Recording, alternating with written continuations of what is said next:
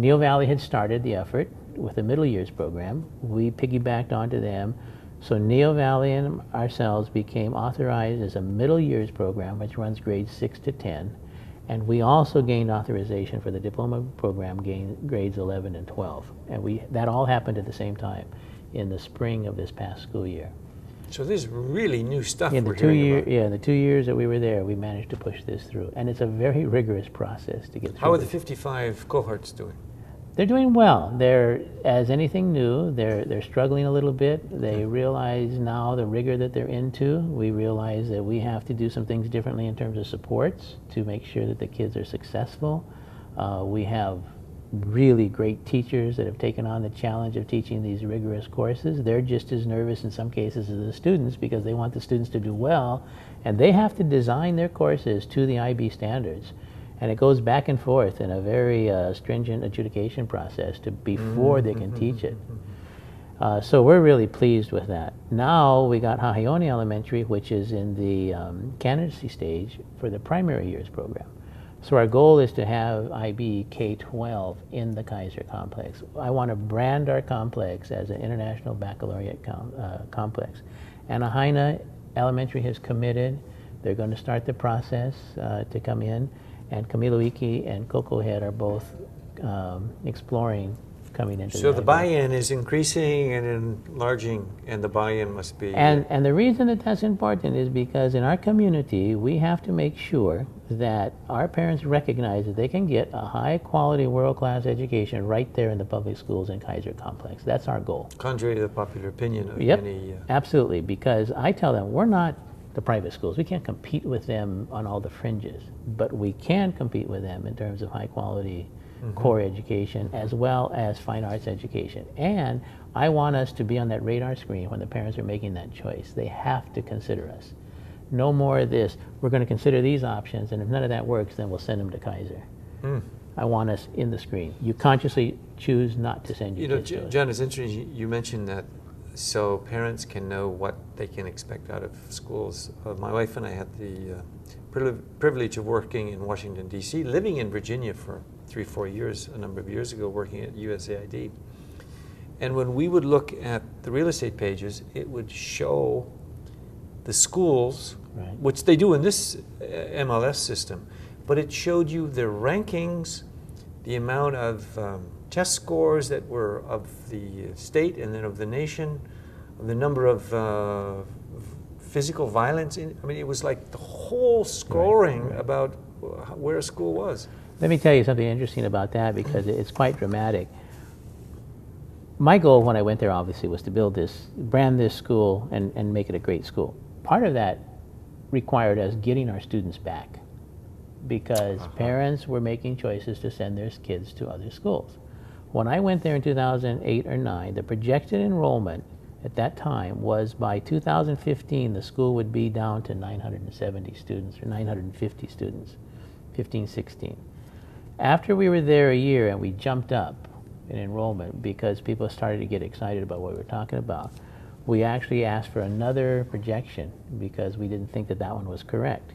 Last year we came in at 1,017 students when we were projected to be at 987.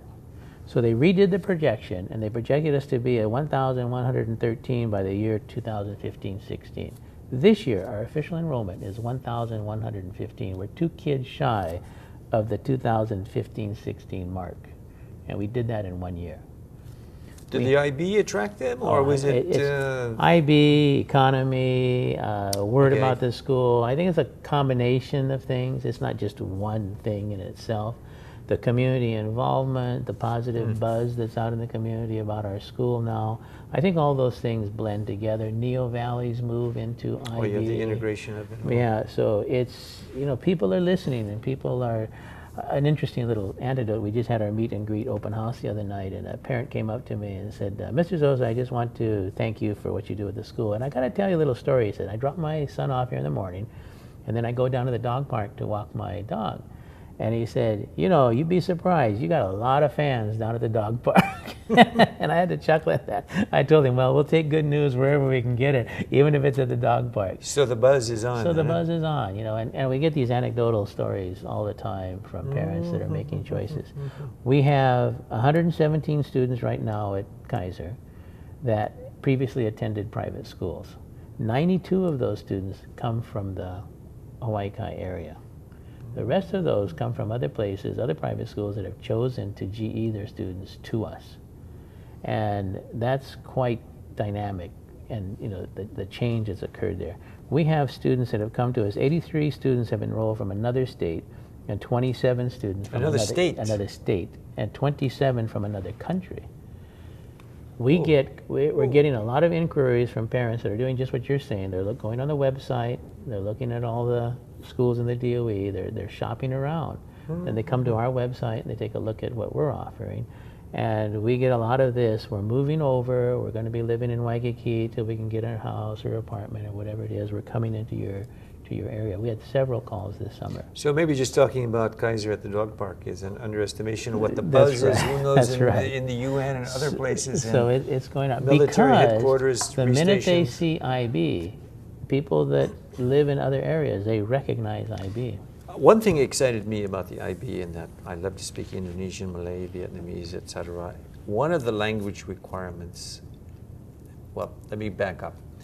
I introduced a bill a number of years ago saying when you graduate from high school, because of who we are in Hawaii, somebody should have a language requirement. But that was, oh, it's too difficult, you can't do it. And then when you said IB has a language requirement, or you don't get out of the point system, you don't get out of it, right? Right. What are the two languages, and then how does that relate to your trip to China? Well, I agree with you, Representative Ward, that the U.S. has been, in my estimation, absolutely derelict in not requiring second languages for our students as they come up through the system. Especially Hawaii. Especially in Hawaii, where we have such a mix of cultures.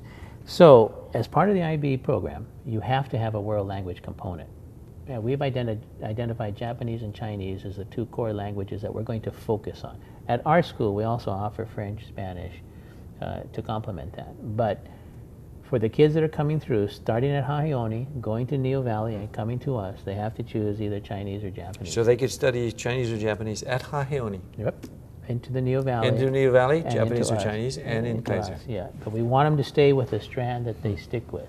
Because when they get to the IB diploma stage, they have to pass exams in those foreign languages, either one of those two. And we added Spanish to it also to give them a choice because it's required. So IB says students will study a second language. They call it language A, language B. Language A is your native language, language B is your world language, whatever that happens to be. So if in China and you're in IB school, you need to study something besides Chinese. It's just required. And I happen to think that's a great thing. So because we launched into this, China itself is doing a big job in terms of reaching out. They want Chinese taught in obviously places outside of China. And there's a Confucius Center that they set up at the UH here. It's funded by the Chinese, by the way. And they've set them up all across the U.S. at different universities. And the Confucius Center, their main goal is to promote the Chinese culture and language. So they sponsored myself, Brendan Burns, the principal at Anaheim, Justin Mew, the principal at Neo Valley, and Cindy Georges at Hahione for a trip this summer, a 9-day tour of China, Chinese schools, and Chinese culture.